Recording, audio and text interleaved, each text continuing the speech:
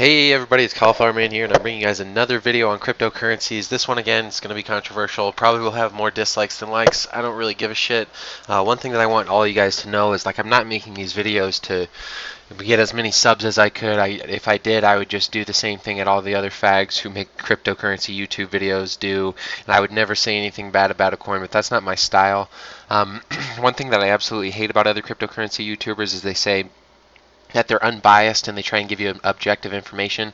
There is no such thing as an unbiased source. That's literally impossible. It's by definition, it is impossible. So if they say they're unbiased, what they're actually saying is that they don't have the balls to make a decision because they're afraid they're going to make the wrong decision. So instead they take the easy route and they don't make any decision at all.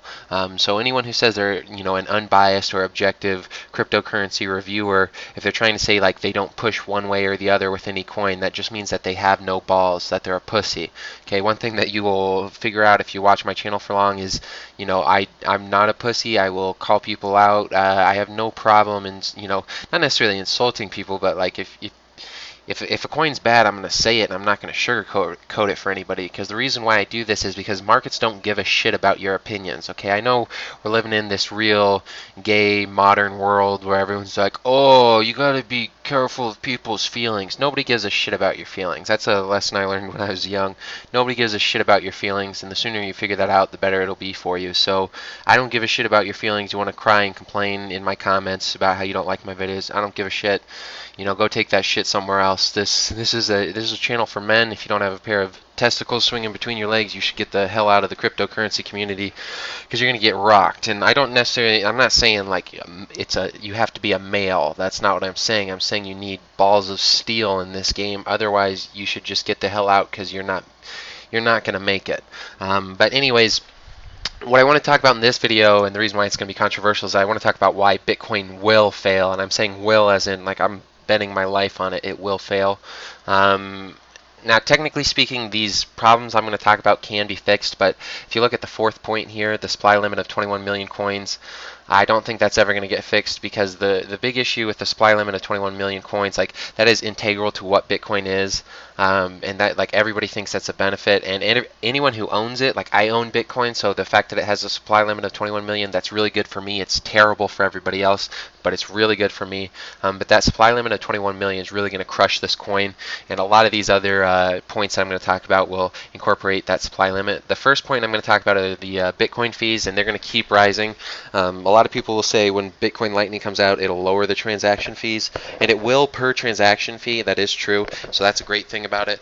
But overall, the fees on the network will actually rise under Bitcoin Lightning, so you'll pay less per transaction fee, but because there will be so many more transactions, the total amount of fees paid will actually increase. That's not really a big issue, like, because like Lightning's so efficient, that's not an issue.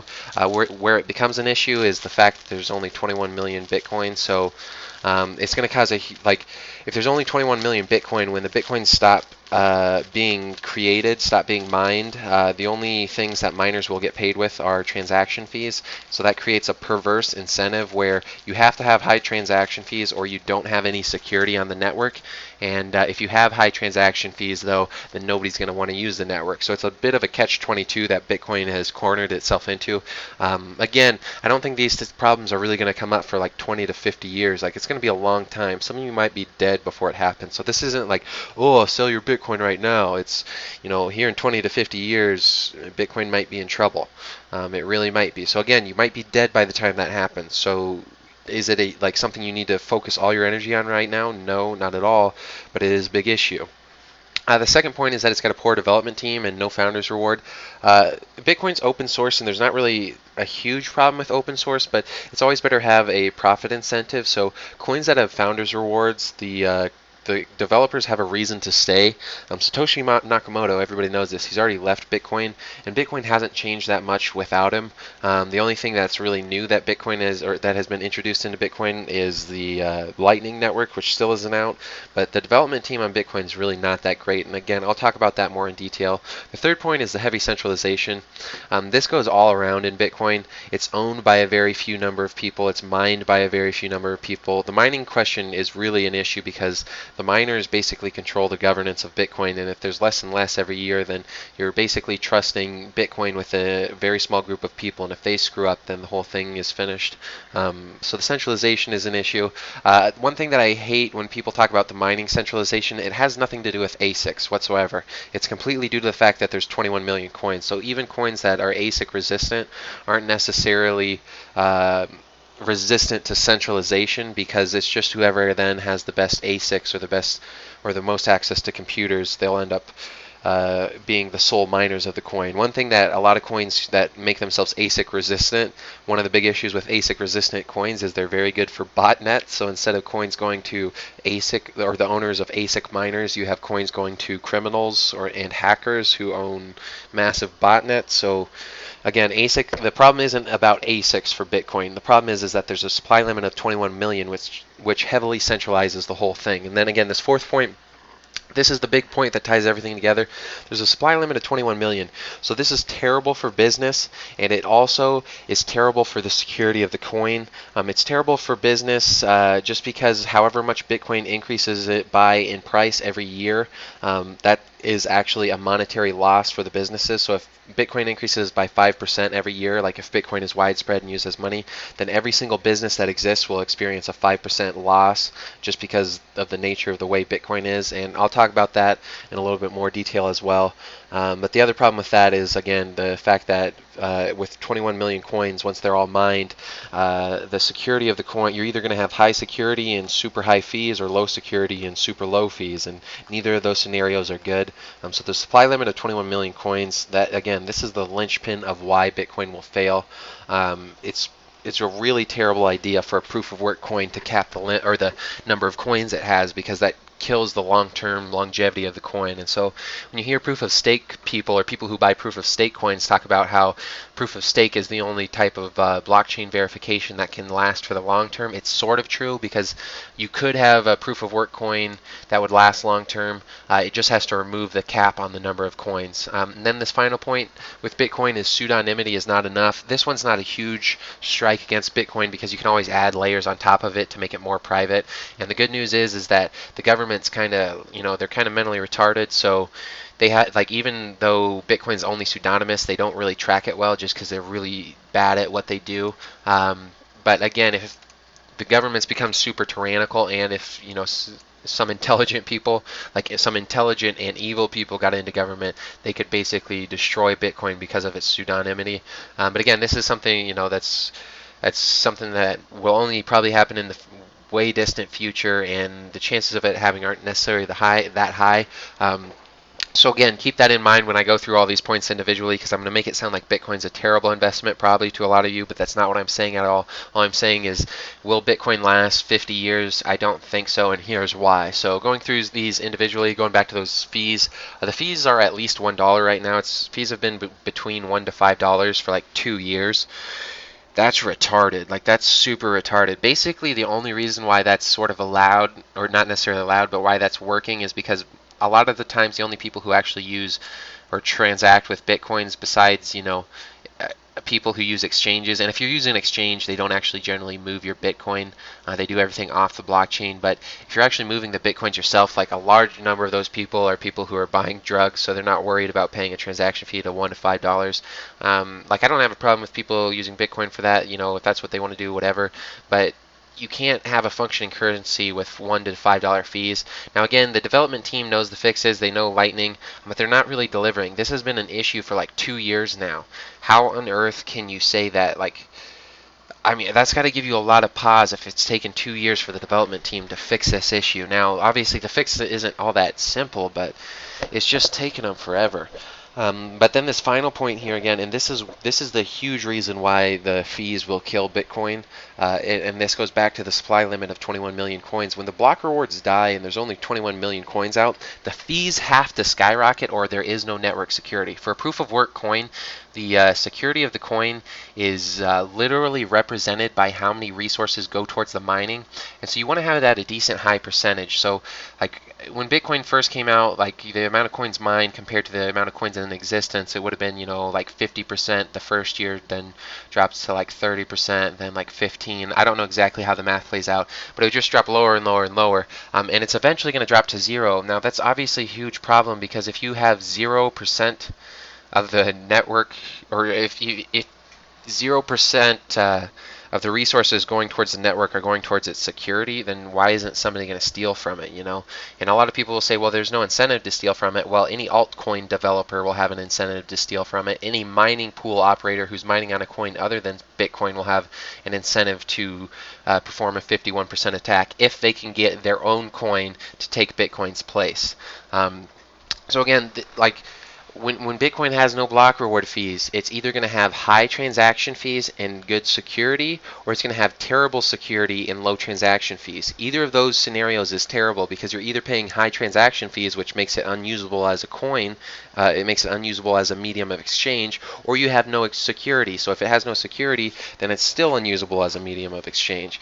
Now again, these problems don't kick in till like 25 to 50 years from now, but they're going to kick in at one point, and as soon as people realize this problem is going to happen, they're going to start getting out of Bitcoin. The second point I want to talk about is the poor development team. There's no founder's reward for Bitcoin. So what this means is there's no profit incentive for any developers to work on Bitcoin. So this creates what is known as the free rider problem. Again, because Bitcoin is the first cryptocurrency, there's a lot of volunteers working for it, but there's only two actual main paid developers. As of right now, I think it's just two. I think there's like 100 or so volunteers. Some of these volunteers, there's like 20 or so volunteers who are very active, and then there's like 80 who sometimes do some work on it. So it's got a lot of volunteers, but can you name any other software sort of company, or any sort of just any sort of software in general that is worth $100 billion like Bitcoin, and it has two paid developers? Can anybody name one? No, you can't. And again, Bitcoin's open source, so it will work, but there's no profit incentive for anybody to fix the problems with Bitcoin. And so then that leads to my next question. Where's SegWit, Lightning, and colored coins? Well, SegWit's already there. I don't know why I put that on there. SegWit's already there. It took a long time for them to get SegWit, but Lightning's been taking forever to come out. We've been waiting on that for like 4 years since they first talked about it.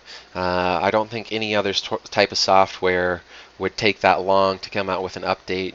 Bitcoin does take that long, though, because there's no profit incentive, again, for the developers. They could come out with it in 8 years. Who gives a shit? They don't give a shit. They don't have a direct profit incentive.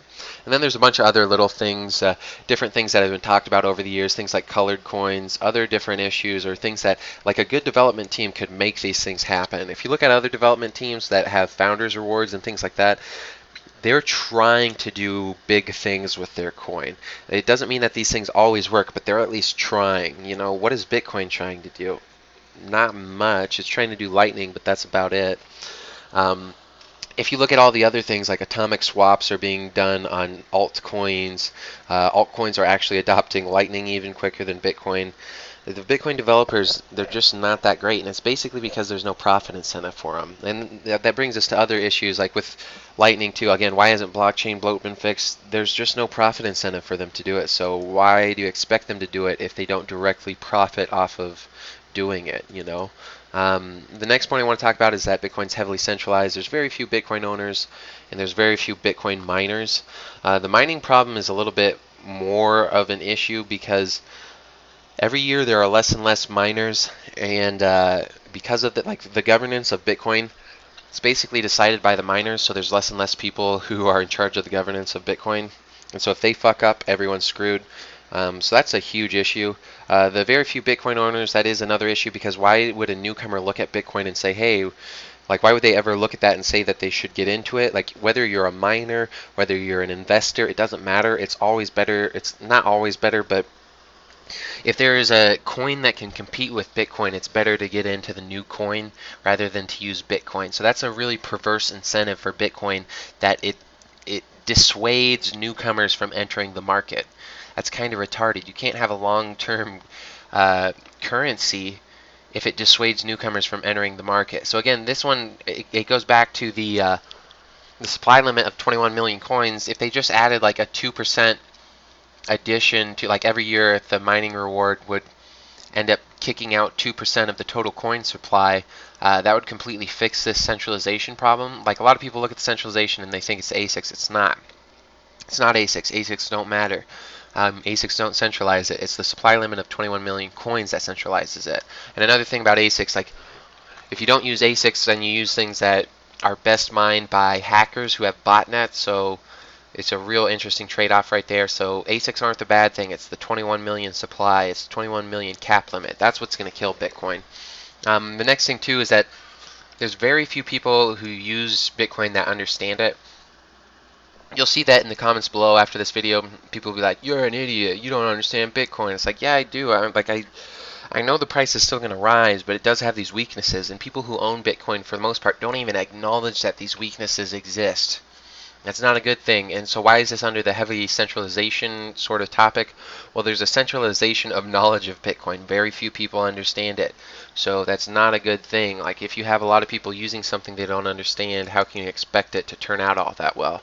Short answer is you really can't. But moving on to our next point here, this is the major linchpin for why Bitcoin's going to fail, and it's the supply limit of 21 million Bitcoins. So the first reason why this is going to fail is because no business will use a deflationary currency. Why?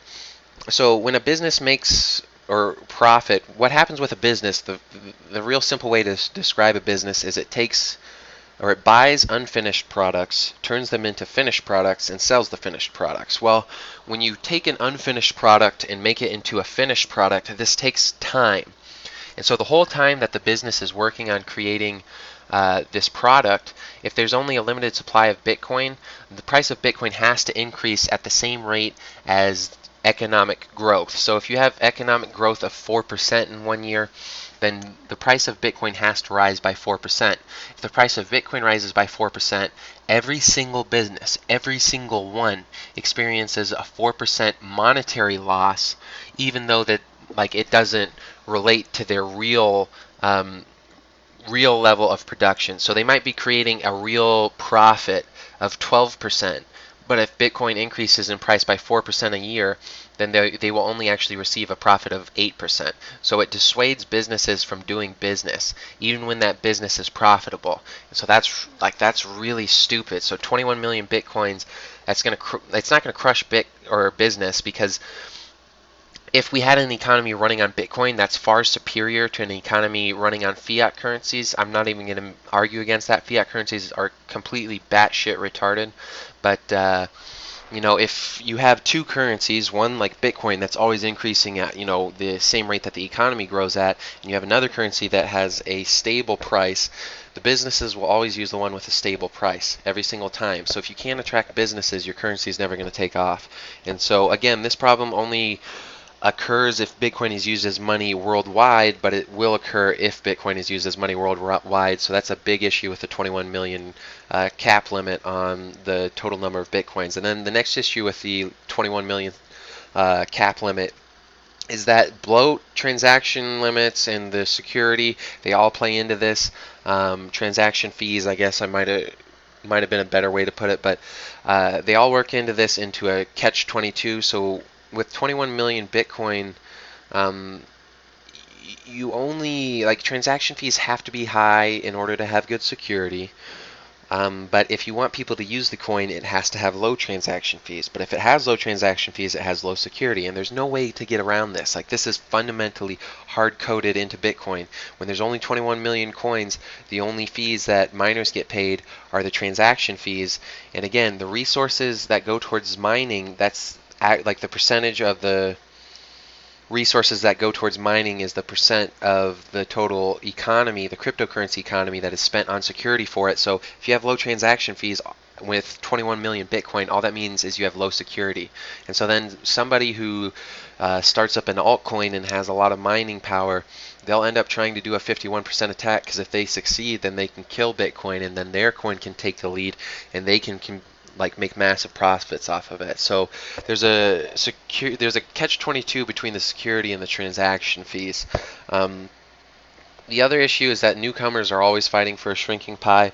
Again, this is just a huge issue because if you're coming into Bitcoin now, you just look at it and it's like there's only 4.5 million more that are going to be mined, which means most of the Bitcoin are already in existence. So you already missed out on the easy buys. You know what I'm talking about. You missed out on the good time to get Bitcoin. So why not just get in a new coin? And again, you might say, well, there's the network effect on Bitcoin, so it's going to stay as the top coin, and that's true.